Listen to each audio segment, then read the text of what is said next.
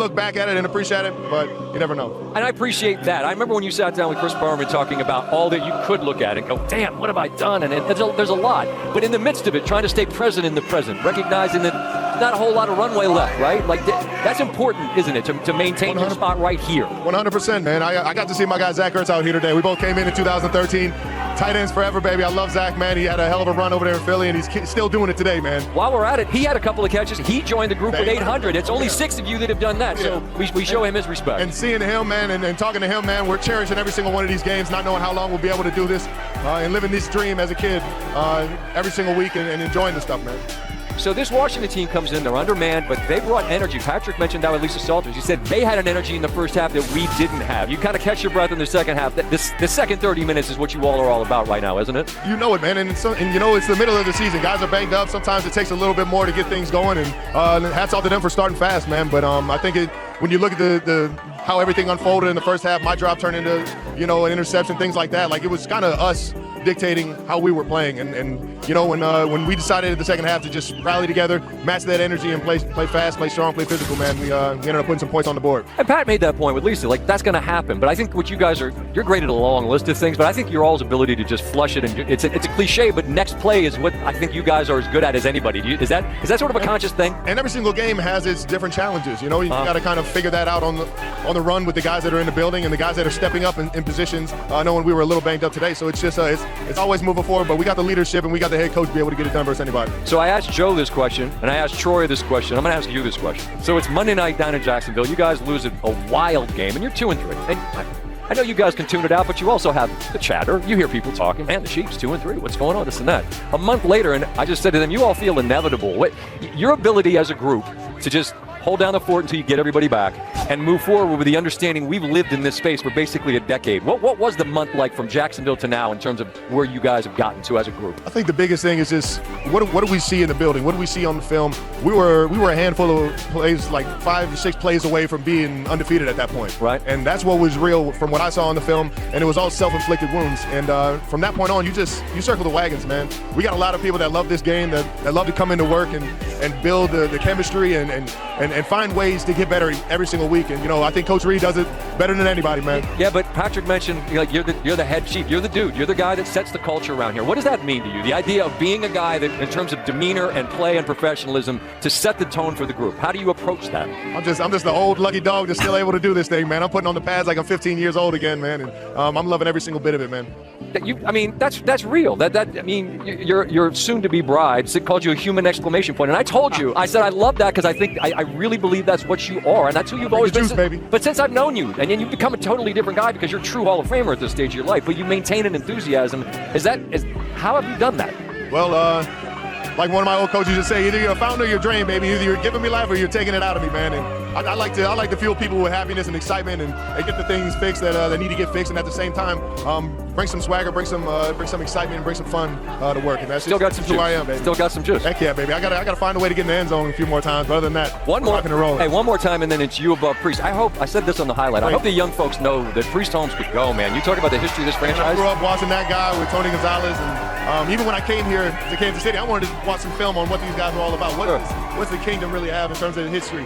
And I watched that guy go, and man, it was amazing to see just from like from the football views of how great that man was, and to be in his company, or even to be up here in Kansas City playing in the same jerseys he played in, man, it's an absolute honor. Well, and you're side by side, and the next one will put you above him for all time. I'm told that I can keep the monitor here. We got somebody. There you go. All right. Oh yeah. All right, there we go. Oh, let's go, baby. Yeah, that's actually what I look like too, man. No. Just as furry. Well, maybe that, but you got things firmed up this year. You're in great shape. And by the way, you're always incredibly gracious with your time to join me. Always. But you could say no because we wear you out. They said, "Who do you want tonight?" I said, "We wear Kelce out." Listen, I only come up here if I feel like I played good enough to come up here, man. I told my brother, you never skip out on SVP, man. You get the opportunity. He did that when he was still playing, but that's another topic for another day. Meanwhile, this man set some history, kind enough to join us. Stay healthy. I know the bye's coming soon, and you guys could use it to get well. But your guys are rolling, and feels like we'll see you down the road somewhere important when it gets. Keep my fingers crossed and keep grinding, baby. Appreciate you always. Stay healthy, ladies and gentlemen. The great history-making tight end. Kingdom, baby. Let's roll. Appreciate you, brother. Be well. Travis Kelce and the Chiefs, a big second half, and they win 28-7 He and Brees Holmes tied atop the touchdown list all time in the history of this proud Kansas City Chiefs franchise as they roll in the second half. And he's going to go say hi to some folks. Oh, is that the prosthetic limb? I remember that. I think his brother signed the prosthetic limb. I think I might have signed it. As one does when a prosthetic limb is produced. Could you sign this? Travis Kelce becomes emotional when faced with a question about Taylor Swift's wedding at an interview. During a highly anticipated preseason interview, the usually cheerful atmosphere suddenly quieted down when NFL star Travis Kelce received a question he seemed unprepared for. After a series of questions about training, team goals, and life off the field, the interviewer smiled and asked, "What are you most looking forward to about your wedding with Taylor Swift?" The room fell silent. Travis Kelce, known for his humorous style and quick wit, didn't answer immediately. He bowed his head for a few seconds, took a deep breath, and then smiled emotionally. I think that's a very beautiful question. That single short sentence was enough to convey the shift in his emotions to those present. A completely different Travis. For years, fans have been familiar with Travis Kelce as a confident, energetic player who always brings positive energy. He often makes the audience laugh with his witty answers. But this time, he spoke slowly. I've been through so many milestones in my career.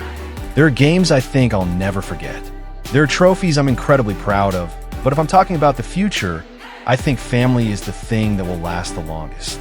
That answer immediately received a big round of applause. When the conversation shifted beyond football, the host continued to ask if he felt pressured by the constant public attention surrounding his relationship. Travis smiled.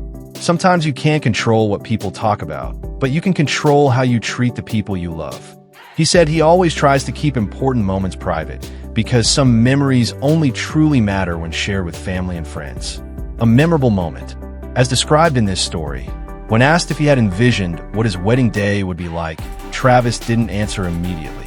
He looked down at the ring on his finger and chuckled softly. I don't think I'm good at planning romantic things, but I know I want everyone to be happy on that day. Then he paused for a few seconds. I want my parents to smile. I want our family to feel welcome. And I want that looking back many years from now, we'll still think it was the best day ever.